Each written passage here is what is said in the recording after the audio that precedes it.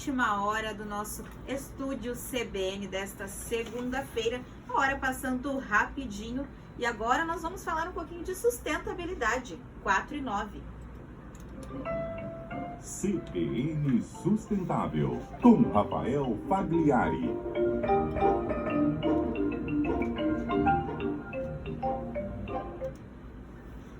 Rafael Fagliari, boa tarde, tudo bem? Olá, Manu, boa tarde, tudo bem e você? Tudo jóia, agora iniciando aqui com vocês nesse time e hoje com convidado, né? Hoje com convidado. Hoje nós trouxemos o André Seron para falar um pouquinho sobre um pouquinho de tudo, né, André? Falar um pouquinho de sustentabilidade, de arquitetura, do livro, né? Então o André, além de arquiteto, fundador da Nova Hora Arquitetura, é também escritor, lançou um livro recentemente, apresentador de um podcast, isso, Grãocast também. E então eu convidei ele para me ajudar um pouquinho, para a gente refletir um pouquinho sobre o impacto que a arquitetura tem hoje em dia, né, na vida de cada um, no dia a dia e, obviamente, também na sustentabilidade. Bacana, bem-vindo então, André. Muito obrigado, boa tarde Manu, boa tarde Rafa, a todos os ouvintes. É um prazer estar aqui falando um pouco sobre sustentabilidade, sobre o nosso livro A Arquitetura de Cada Um e falando sobre a consciência e a conscientização das pessoas em relação aos ambientes em que cada um vive. E já está acostumado, né? Tem podcast. Ah, mas aqui o frio na barriga é maior. Não, mas é tranquilo, né, Rafa? Com certeza, o André tira de letra, porque ele já conhece muito bem. O André, acho que inclusive você poderia falar um pouquinho de como que cada um desses pilares surgiram na sua vida, né? Então, a arquitetura, da arquitetura para o podcast, do podcast para o livro, como que foi essa conexão, como que as coisas se encaixaram? Primeiro, somos eu e a Luciana Ogawa, somos profissionais de arquitetura, somos arquitetos há um bom tempo. Se eu falar a data aqui, ela não vai gostar muito, mas a gente tem uma boa jornada aí. E nesse período de trabalho, a gente desenvolveu projetos tanto na área residencial quanto corporativa, né? Tratando de ambientes para as pessoas e para as empresas, né? E nessa jornada, o que a gente mais percebe é que as pessoas se distanciam do termo arquitetura, acham que a arquitetura é algo muito distante. E partimos para criar um podcast justamente para comunicar o contrário, comunicar que a arquitetura é exatamente a nossa relação com o ambiente à nossa volta. Então, se você mora numa casa, ali é uma arquitetura, é a sua arquitetura que está ali. É o jeito que você organizou sua casa para você morar, o jeito que você organizou o seu quarto. Para uma empresa é a mesma coisa. Hoje o termo cultura organizacional é um termo muito até popular. As empresas trabalham isso diariamente para criar uma cultura organizacional, uma cultura corporativa. E quando elas se organizam dentro de um determinado espaço, elas criam uma arquitetura. Essa organização da empresa num determinado local é o que nós chamamos de arquitetura. É justamente o projeto que nós desenvolvemos. Como que cada empresa vai se estabelecer num determinado local. E isso é engraçado como ao longo do tempo vem mudando muito, né? Principalmente pós-pandemia. A nossa relação com tipo uma casa, vamos olhar mais para a nossa residência. Porque antes era de fato um ponto da gente chegar, dormir e passar final de semana, sendo que final de semana a gente geralmente sai. Aí de repente, do dia para noite, virou um local que a gente fica 24 horas no dia. Do dia para a noite a gente ficou preso em casa, né? Todo mundo achou que fosse morrer, muitos tivemos um grande número de mortes, mas a gente entrou naquele trauma e a gente se fechou dentro de casa e a gente teve que redescobrir como viver num outro universo, né? E eu ouvi inclusive com a Dani, que é a líder aqui do Capitalismo Consciente de Rio Preto, que ela faz um paralelo entre a casa e o ninho, né? Então tem inclusive esse paralelo com a parte ambiental, né? Que muitas vezes casa passou a ser vista meio que como um ponto de segurança, né?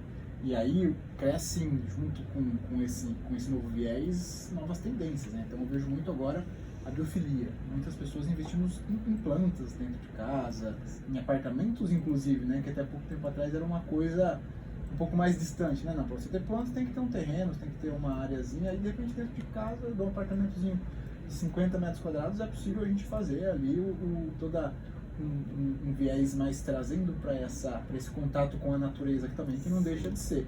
Como que você sentiu essa mudança pós-pandemia no dia a dia dessa rotina, dessa nova visão que vocês tentam dar para a arquitetura?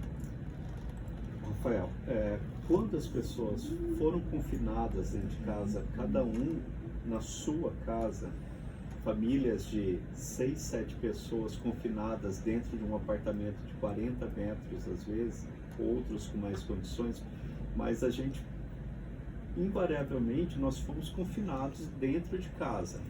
E aí muitos surtaram, muitos tiveram problemas emocionais pelo simples fato de estarem presos lá, né?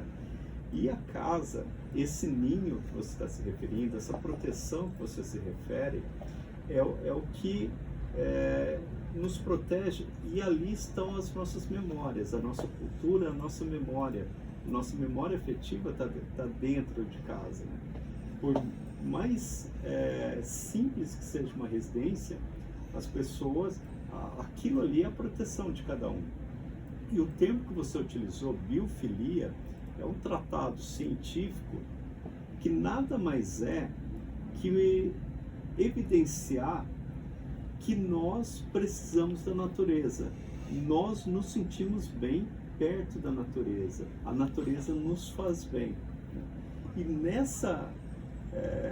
nesse aprisionamento dentro de casa, você pode perceber que o mercado de plantas, pets, decoração, o mercado extrapolou, vendeu-se muito, porque as pessoas foram cuidar um pouco mais da sua casa e muito para trazer um pouco dessa natureza para dentro de casa, porque naturalmente a gente se sente bem em ambientes com mais verde, mesmo até com plantas artificiais. André, as pessoas acabam que a gente pensa em natureza, mas a gente pensa também em sustentável. As pessoas passaram a pensar também em se preocupar com uma arquitetura mais sustentável, então ter ali, utilizar tijolos, até recentemente a gente fez uma reportagem sobre isso, itens que deixam a casa mais sustentável. Olha, o que eu posso te falar é que na época da pandemia, quando a gente teve aquele boom da pandemia, isso ficou muito forte nas pessoas, que a gente tem que viver com menos recursos, a gente tem que consumir menos, a gente tem que gerar menos resíduos, né? E a gente tem que ter uma aproximação à natureza. Isso ficou muito evidente. Eu percebo particularmente que, infelizmente, esses conceitos caíram um pouco, né? E programas como este, o livro, tem assim a finalidade de divulgar esses conceitos, de divulgar essa cultura, esse conhecimento de que é importante, na hora de construir, adotar técnicas mais industrializadas, usar materiais que degradem menos, que gerem menos resíduos, mas assim, eu percebo que deu uma mornada nesse tema. Porque na verdade a gente ainda tem aquele desafio, né? Quando a gente olha para material mais sustentável, itens mais ecológicos, geralmente tem um preço ainda fora, que esse é o desafio da própria sustentabilidade, né? Você equilibrar os 3 pilares, o ambiental, o social e o financeiro também, né? Então, se ele faz bem ambientalmente, se ele tem de repente um impacto social positivo, se é feito por comunidades tradicionais, geralmente o preço vai lá em cima. E aí é onde a gente tenta justamente equacionar essa conta, né, para fazer com que isso daí feche de alguma forma também para o consumidor, óbvio. Porque em uma época que a gente teve aí, querendo ou não, um impacto econômico muito grande, invariavelmente, óbvio que a gente vai olhar pro bolso, né? Exatamente. A gente também tem que ter esse tipo protetivo, Mas ao mesmo tempo a gente tem que tentar entender que, olha, essa conta ela tem que fechar em algum momento, né? Eu preciso conseguir trabalhar a questão econômica junto com a questão ambiental, né? Esse é o desafio que a gente vem passando. Inclusive agora a gente tem tido novidades nessa legislação de resíduos, principalmente, para ter benefícios tributários para indústrias que usam materiais recicláveis, benefícios financeiros e econômicos para cooperativas conseguirem trazer mais material. Mas é uma jornada que ela é longa, né? E ainda mais agora quando a gente olha, vamos olhar aí na nossa residência maior, que é o planeta Terra, né? E aí a gente vê o caos que nós estamos passando aqui com as queimadas, né? Então, e vamos ter um setembro ainda provavelmente bem complicado aí pela frente. Como balancear tudo isso, né, no dia a dia? Como que você enxerga que... E até falando um pouquinho do livro, né? Como que você vê isso dentro do livro? Porque a gente vê que é um livro que traz um pouquinho de tudo também, né? De várias jornadas, várias histórias. Como que a gente encaixa tudo isso e monta esse quebra-cabeça? Rafael, tudo isso parte da conscientização de cada um, até no momento que vai no supermercado fazer uma compra, até a produção das empresas. Então isso parte tudo do insight de cada um perceber a sua responsabilidade, o que deve ser feito, e o processo de educação contínuo que começa na escola, mas tem que estar presente a todo momento para reforçar esses conceitos. No nosso livro, o livro ele é fruto do podcast. E o podcast foi criado justamente com essa intenção de fazer com que as pessoas olhem para si, né? Se você pegar o nosso podcast, todos os episódios são abertos com a mesma pergunta: você percebe alguma influência dos ambientes na sua vida? E a partir daí os assuntos começam a serem desenvolvidos, né? Então, a hora que a gente faz essa pergunta, as pessoas vão olhar ao seu redor. Elas vão olhar como está organizado o seu local, como está organizado os seus hábitos, as suas rotinas, a sua relação de consumo, a sua relação com a geração de resíduos. Você faz a separação do lixo? Você tem um trabalho junto a alguma cooperativa? Você tem alguma colaboração quanto a isso? Então a gente ia fazendo as perguntas, que tudo parte de uma conscientização, para depois a gente ver uma mudança efetiva no ambiente. O que a gente viu aí nesse último mês com as queimadas foi algo extraordinariamente ruim, né? E tenho certeza que muitas dessas queimadas começou com uma brincadeira de mau gosto, né? Vamos pôr fogo ali para ver o que dá. E na seca que tá, o resultado foi péssimo, né? E vocês dão dicas, André, de como que as pessoas, tanto no livro quanto no podcast, podem mudar ali o ambiente, deixar ele agradável, né? Vamos dizer assim. Diretamente, dicas pontuais de como você deixa seu ambiente mais agradável, nós não colocamos neste livro. Nós deixamos as pessoas refletirem sobre como que elas organizam os seus ambientes, o que ali dentro de cada ambiente fala alto no seu coração, na sua memória, né? A gente tem, por exemplo, uma entrevista que nós transcrevemos de uma pessoa que a maior memória dela em relação aos ambientes foi a casa de taipa, onde ela cresceu junto com a avó dela. Isso é a melhor arquitetura dela, onde ela se sente confortável, onde ela se sente tocada, né? Então isso é muito particular. E o que a gente chamou no livro do começo ao fim é que a arquitetura que te deixa mais feliz, mais realizada, é diferente da arquitetura que deixa o Rafael mais feliz. Isso é um movimento muito particular para você olhar para dentro de você e você perceber o que te deixa mais feliz dentro do ambiente, o que te aborrece, o que te irrita dentro do ambiente. É muito de gosto também, né? Exatamente. E tem até a maturidade, né, André, que vocês trazem ali no livro. A história, na verdade, né? Tem aquele paralelo com o café que vocês fazem. que inclusive é o que inspira o nome do Grãocast, né? Do Grãocast. Do podcast. Todo o nosso processo criativo nós pautamos em cima da história do café, principalmente porque eu tenho uma história muito particular dos meus pais em relação à produção do café como colonos de fazenda, né? E isso trouxe muitas experiências para nós, muitas experiências, principalmente da falta de grana, de viver com poucos recursos, né? E aí nós buscamos toda essa história do café para organizar o nosso processo criativo. Então, o nosso processo criativo nós colocamos como o grão, a torra e a muda. O grão é a percepção da essência de cada um. Eu vou fazer uma casa para você, eu tenho que entender como você é, eu tenho que saber como você vive, eu tenho que saber dos teus sonhos, eu tenho que saber aonde você quer chegar. Isso a gente trata como essência, como o grão.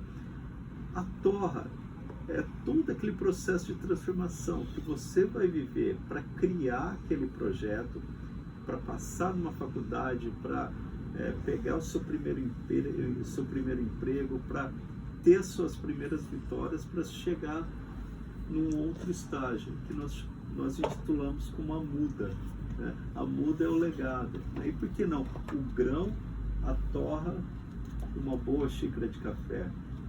Porque ali na torra a gente se redescobre, a gente se reinventa e a gente percebe que a gente tem muito mais potencial do que achava no início, né? Então esse legado, esse fechamento de ciclo, se você entra com energia, com alma, tende a ser muito melhor. Que bacana. E o café tá na vida de todo mundo, né? Nada como colocar o nome, então, no podcast, né? O café, ele para nós, para os brasileiros, ele é uma abertura de conversa, né? Se você vai fazer uma transação comercial, se você vai prospectar um cliente, se você vai conversar com algum profissional, você convida para tomar um café, né? O café, ele abre a conversa. E o que nós entendemos é que para se criar uma boa arquitetura, uma arquitetura que seja uma arquitetura de essência, uma arquitetura autoral, ela tem que ter a essência de cada um, a essência de cada pessoa. E isso começa por se permitir a escutar a outra pessoa, né? Porque hoje ninguém quer escutar o outro. Todo mundo fala que está escutando o outro, mas todo mundo quer falar, mas ninguém quer escutar. Ninguém quer saber do outro lado. E para eu fazer um bom projeto para você, eu tenho que te entender. A primeira coisa é isso. E nos dias de hoje é muito difícil fazer isso. É difícil ter tempo para escutar o outro. Perfeito. E é engraçado que quando a gente olha para quase todo paralelo na nossa esse histórico que o André contou, né? Quase sempre a gente muitas vezes quer pular etapas também, né? Eu vejo muito quando a gente vai pensando mesmo no SG, na sustentabilidade, né? Quando a gente vai trabalhar em uma organização, a gente tem que entender quem é a organização, como que ela quer fazer cada etapa dessa, né? Então, como que ela quer sair do grão para ir para a torra, depois para a muda. Isso exige uma jornada, né, de transformação, de novos hábitos, de novos conceitos, de novos olhares, de novas percepções. Até porque hoje a gente tem muito desses desafios, né, que são gerações muito diferentes convivendo juntos. A gente tem muito dessa dualidade política todo o tempo batendo e sempre trazendo um motivo de desconforto. A gente tem crise ambiental, crise climática, sanitária. Então a gente vê que agora a gente precisa de fato que as organizações entendam a importância dessa maturação, né, desse passo a passo, que elas de fato busquem essa transformação, entendam que é uma jornada, né? Porque eu acho que o grande desafio de hoje que a gente tem, pensando em novos hábitos, em novas jornadas, em novos caminhos que a gente precisa buscar como sociedade, é entender que é uma jornada e é uma construção que vem geralmente a desafios, a desconforto, mas que são necessários.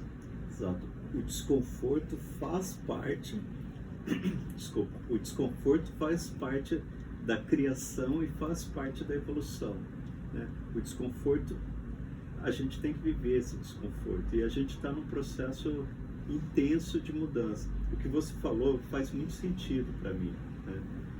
Quando você diz que muitas empresas não esperam o tempo necessário de maturação, a gente vê isso muito claramente.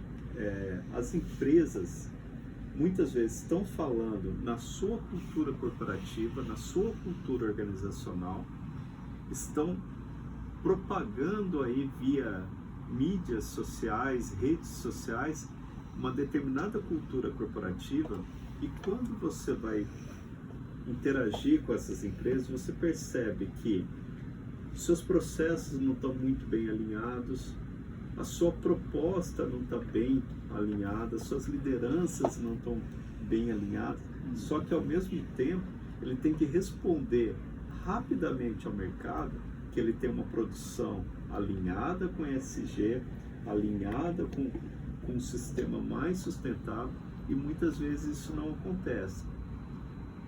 No nosso trabalho como arquitetos de empresas, fazendo projetos de empresa, a gente vive isso diariamente. O nosso principal projeto hoje é a arquitetura empresarial. Então a gente entra nas empresas para conhecer o processo produtivo dela, para conhecer como ela se organiza, qual que é a cultura corporativa dessa empresa, para aí sim projetar os ambientes, para aí sim criar uma estrutura ambiental, uma estrutura física que responda àquela organização cultural, empresarial, e principalmente que dê uma abertura para que aquela empresa chegue no ponto que ela precisa, que ela chegue no ponto que ela almeja, que ela possa responder ao mercado que ela vai se tornar uma empresa sustentável, ela vai ter um processo de produção melhor, e ela está se organizando para isso. Muito bacana, quero te agradecer, André, por participar aqui conosco hoje. Obrigada, viu, pela sua participação. E onde que o pessoal encontra o livro e o podcast? O nosso podcast, Grãocast, está no YouTube, né? @Grãocast, muito simples de achar. E o nosso livro, A Arquitetura de Cada Um, está no Mercado Livre. Só digitar lá, A Arquitetura de Cada Um, que você vai encontrar o link para compra do livro. Perfeito, obrigada, viu, por participar conosco. Eu que agradeço, muito obrigado. Obrigada, Rafa, até semana que vem. Obrigado, Manu. Obrigado, André. Até a próxima semana. 4h32, Repórter CBN.